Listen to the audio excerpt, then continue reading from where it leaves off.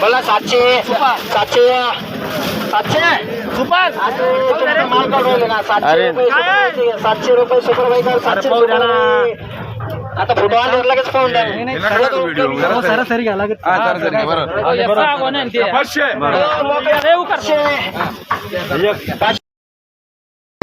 750 750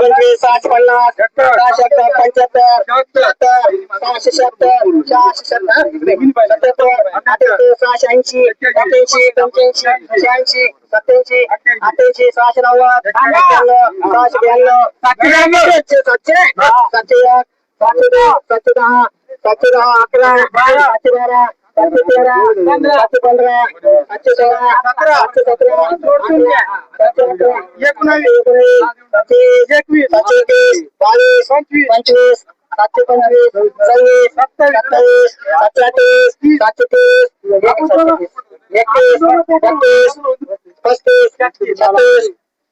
88 690 पटेल भाई 736 पटेल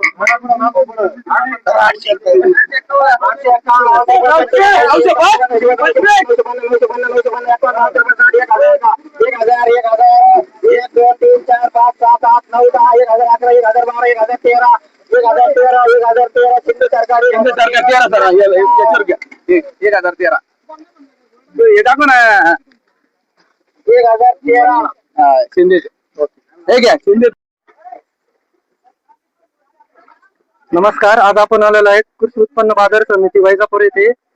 तर आता समोर बीट झालेला आहे. जवळजवळ सरासरी 700 ते 800 जास्त माल घेऊन राहिले. उंचामध्ये 1000 प्लस घेऊन राहिले.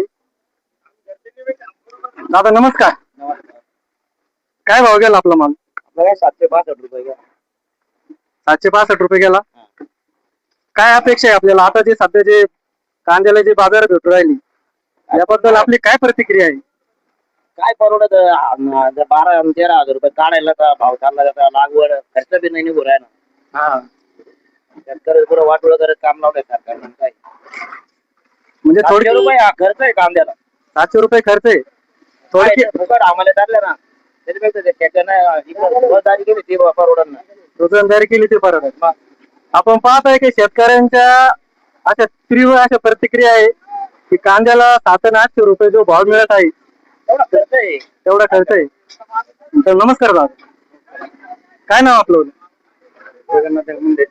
मुंडे. कुठले आपण? पानवचे. काय वाटतं आता जे सध्याची परिस्थिती आहे कांद्याची?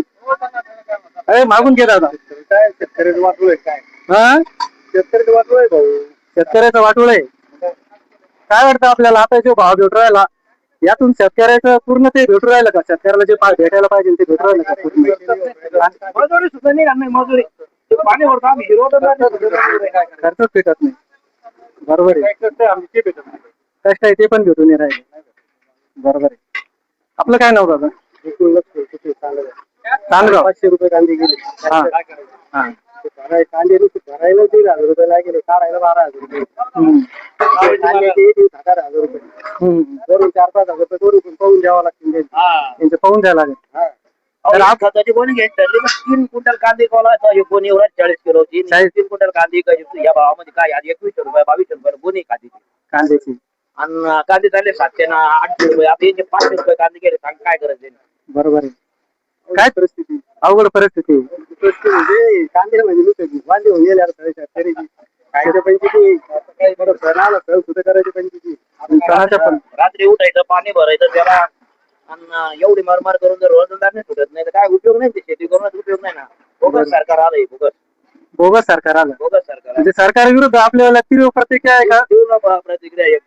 आता तुम्ही सरकारला आमच्या चॅनल मार्फत असं म्हणजे सांगणार नाही काही भाव वाढायला पाहिजे, काहीतरी त्याचं काहीतरी अनुदान भेटायला पाहिजे. आपल्या काय मागणी आहे सरकारकडे आपल्या काय मागणी आहे? जर आपली मजुरी सुटत नाही, शासनानं आम्हाला कमीत कमी अनुदान दिलं पाहिजे. कमीत कमी 1500 रुपये तरी भाव भेटायला पाहिजे या कांद्याला. म्हणजे काय 2 रुपये आम्हाला रोजंदारी तरी सुटेल आमच्या 2 रुपये सुटेल.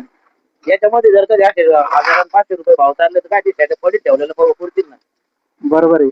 आपण पाहतो की कांद्याचे भाव जर वाढले तर सरकार एकदम समित्या नेमिता आणि एक 4 दिवसामध्ये लगेच समित्या नेमून लगेच भाव पाडले येतात. लगेच भाव आता कांद्याचे भाव काय चालतंय? आता कांद्याचे भाव कमी झालेले आहे. एखादं तोंड उचलणं नाही ते तर आता मग सरकारच्या समित्या कुठे गेल्या, काय गेल्या, याच्याबद्दल आपल्या काय प्रतिक्रिया आहे? आता सरकारच्या समिती काय त्याचं काम झालं. आता इकडले विलक्षण झाले, विषय आपलं त्यांना आता त्यांना युज करून घेतले सगळे शेतकरी. हा. फुकट भाव भाव गेला तर त्यांना काय घेऊन देणं नाही राहिलं आता शेतकरी. काय घेणं देणं नाही. दादा मला तुम्ही असं एक सांगा, तुम्ही जर म्हणताय की शेतकऱ्याला समजा आता तिथे सरकार आहे, ही कांद्याच्या मग एकदम मुळावर आहे, यांच्या ज्या समजा निर्याती बाबीचे जे धोरण आहे एकदम चुकीचे आहे, बरोबर आहे का नाही? तर मग एवढ्या परिस्थिती असताना मग हे सरकार का बरं निवडून येऊ राहिलं?